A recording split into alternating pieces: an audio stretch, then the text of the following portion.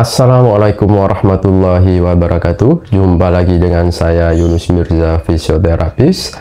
Di video kali ini saya akan membagikan tips terbaru bagaimana cara memperkuat pondasi sendi, mulai semua sendi tubuh, mulai dari sendi yang paling bawah sampai paling atas, mulai dari ujung kaki sampai ke ujung kepala.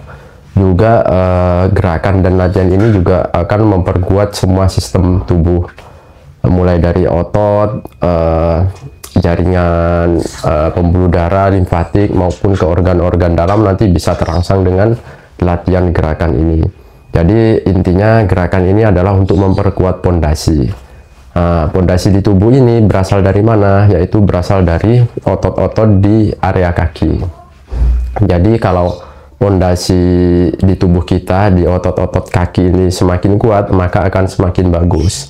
Seperti ada pepatah Cina dulu mengatakan, umur yang panjang adalah karena kaki yang kuat, atau kaki yang kuat adalah umur yang panjang.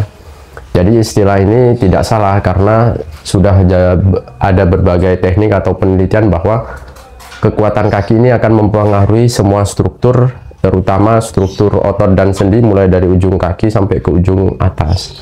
Jadi kalau ada perubahan, misal ada perubahan keseimbangan di pijakan kaki, itu akan merubah gerakan sendi dari bawah ke atas. Misal contoh kasus, kalau orang yang punya kaki datar atau flat gitu, nah pijakannya itu kan kurang bagus, tidak ada cekungan, terus pijakan di sendi bawah kurang kuat dan kurang bagus, itu akan mengakibatkan berbagai macam keluhan, entah mulai nanti sering sakit pinggang, tidak kuat berdiri lama, ataupun sakit lutut, bisa karena flat. Bisa juga kalau orang yang kakinya berbentuk O, misalnya begini, tidak harus karena pengapuran ya. Ini udah ada orang tidak ada masalah, istilahnya tidak apa-apa, tapi kok kayak berbentuk O.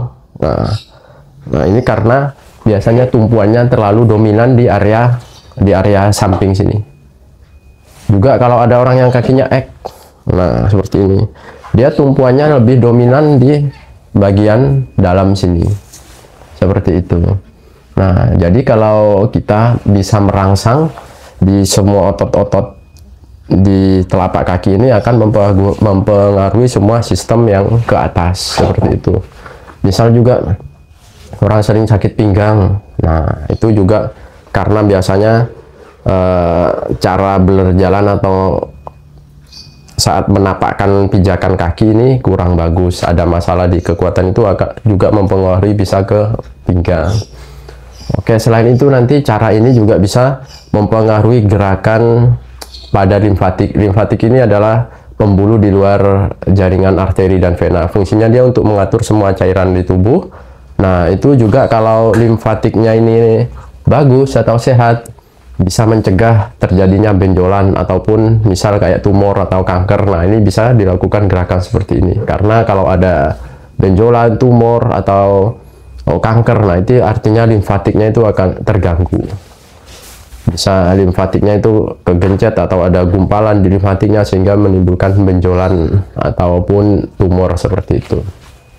Oke, bagaimana caranya? Langsung saja, cara ini sangat sederhana, semua orang bisa melakukannya. Bisa dilakukan dari yang usia sangat muda maupun sampai usia lansia nanti. Caranya sangat sederhana dan tentunya aman. Oke, caranya seperti ini.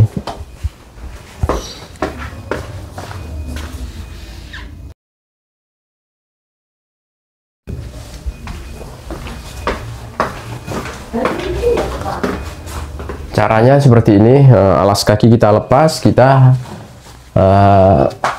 melakukannya tanpa alas. Nah yang dirangsang ini adalah semua otot-otot yang ada di telapak kaki, mulai dari ujungnya sini, ujung dari jari-jari, lalu yang bagian dalam sini, telapak bagian dalam, telapak bagian samping, dan di area belakang sini, di area tumit. Semua harus mendapatkan tekanan yang pas dan harus dirangsang setiap hari. Oke, seperti ini. Pertama caranya adalah yang bagian telapak, yang bagian ini dulu ya, yang bagian jari-jarinya sini. Kaki agak jinjit, lalu gini. Kaki agak jinjit, jari-jari agak dimekarkan seperti ini. ditekan-tekan, lalu bagian atas mulai dari lutut sampai ini kayak ada ayunan ini, kayak ngepir gini. Nah, fungsinya ini harus ada ngepirnya ini ya. Ini yang saya sebutkan tadi di awal, ini untuk merangsang pergerakannya si limfatik ini, pembuluh darah limfatik ini. Nah, pertama ini ujung jari-jari seperti ini. Juga gerakan dengan kayak di pompa gini, ini akan menggerakkan semua sirkulasi yang dari bawah ke atas. Otot juga semua bergerak. Sendi-sendi umpamanya posisinya tidak pas, dia akan juga merangsang supaya tubuh akan kembali ke posisi netralnya, seperti itu. Latihan ini sangat bagus juga untuk orang yang sering sakit pinggang, bahu miring sebelah atau pinggul miring sebelah, orang skoliosis. Lakukan cara ini secara teratur. Oke, hentak-hentaknya maksudnya injak-injaknya seperti ini. Kalau yang tidak ada keluhan, misal masih sehat, 1 menit untuk area depan. Lalu nanti setelah itu pindah ke area yang samping sini. Jadi caranya seperti ini. Samping yang ditekankan, yang ini seperti ini. Nah, jadi ini mengangkat yang area jari jempol ini, mengangkat gini. Yang ditekankan cukup yang samping ini, jari kelima sama area sampingnya ditekankan seperti ini. Nah, oke, 1 menit. Kalau umpamanya ada keluhan, misal sakit lutut, sakit pinggang tidak kuat, ya setengah menit aja. Setiap gerakan 30 menit. Oke, ini yang kedua. Yang ketiga, bagian dalam kebalikannya. Sekarang yang jempol sama yang dalam sampai ke tumit sini diginikan, ditekankan. Bagian yang sisi sini, sisi luarnya, sisi sampingnya diangkat. Jadi seperti ini. Nah, tetap di atas diayun seperti ini. Lakukan teknik atau exercise atau latihan seperti ini setiap hari. Ulangi sampai berbulan-bulan. Biasanya kalau sudah 1 sampai 2 bulan itu baru terasa sekali perubahannya di tubuh. Misal kan ini juga mempengaruhi organ-organ dalam. Nah, metabolisme nanti akan jadi lancar, ditandai dengan misalnya BAB mesti lancar setiap hari, dan juga tidak susah. Kualitas tidur akan semakin nyenyak, terus badan tidak mudah pegel, tidak mudah ngantuk. Setiap harinya badan terasa segar karena metabolisme sudah semakin bagus.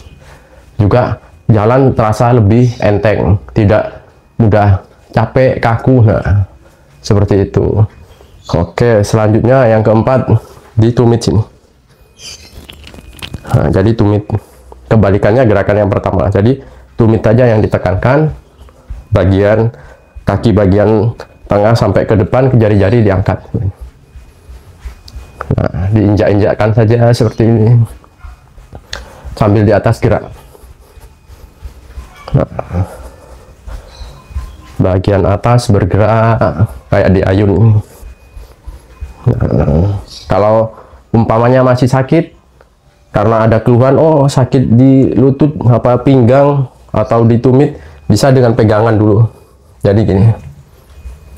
Nah, dilatih nanti sampai kuat. Oke, gerakan ini pun juga membantu keseimbangan pada orang-orang lansia. Jadi kalau udah semakin lansia atau semakin tua kan biasanya saat berjalan itu keseimbangannya juga terganggu. Nah, ini juga bisa melatih supaya keseimbangannya semakin kuat dan resiko jatuh semakin menurun. Oke, lalu yang kelima, gerakan yang kelima itu semua, mulai dari ujung kaki depan sampai telapak begini. Bisa gini-gini dulu, bisa kalau yang masih sehat sambil agak melompat seperti ini. Kalau yang sudah ada keluhan, bisa dengan injak-injak gini dulu aja. Nah, kalau masih muda, tidak ada keluhan sendi, gini lebih bagus. Dia lebih bergerak semua, jadi pompa darah ke atas semakin cepat, pelebaran pembuluh darah semakin cepat, merangsang saraf-saraf di kaki juga semakin bagus. Seperti itu. Nah, juga usahakan saat napak gini, sama yang gerakan mulai dari awal, semua kaki dimekarin, dibuka, jangan ditutup gini, tapi dibuka, semua jari-jari dibuka, dibuat mekar, seperti itu. Ini. Oke, untuk yang pertama memulai 5 menit saja. Kalau sudah umpamanya sudah sering, bisa sampai 10 menit, 15 menit, terus diulang-ulang seperti ini. Misal udah capek gerakan yang gini, kembali lagi ke awal yang pertama, terus yang kedua diulang, siklusnya diulang. Oke, seperti ini. Nah, ini 5 menit saja, ini nanti sudah pengaruh ke tubuh sudah bagus. Jadi darah kebuka lebar, pompa darah ke jantung semakin bagus, terus iramanya jantung semakin bergeraknya semakin bagus, agak cepat. Nah, itu karena pembuluh darah semakin lebar, seperti itu. Juga nanti juga kalau umpamanya yang punya berat badan berlebih, ini juga bisa membakar lemaknya, itu juga bagus. Ini juga kalau yang ada keluhan asma atau sesak, sering sesak karena sangkar toraknya terlalu masuk ke dalam, karena otot interkostalnya terlalu rapat, nah itu juga bisa merangsang untuk membuka. Untuk yang sakit asma, skoliosis, ini juga bagus gerakan ini. Yang penting intinya fondasinya diperbaiki, insya Allah semua keluhan yang di atas juga akan mengikuti ke posisi netralnya, sehingga keluhan tersebut akan berangsur-angsur semakin berkurang. Oke, dan juga kalau rutin seperti ini dikerjakan, sendi-sendi otot juga fungsi utamanya akan semakin kuat, ditandai nanti saat bergerak, saat berjalan makin lancar, dan juga semakin tegap, tidak mudah limbung ataupun keseimbangannya goyah, dan juga nyeri saat berjalan atau beraktivitas itu juga akan semakin berkurang.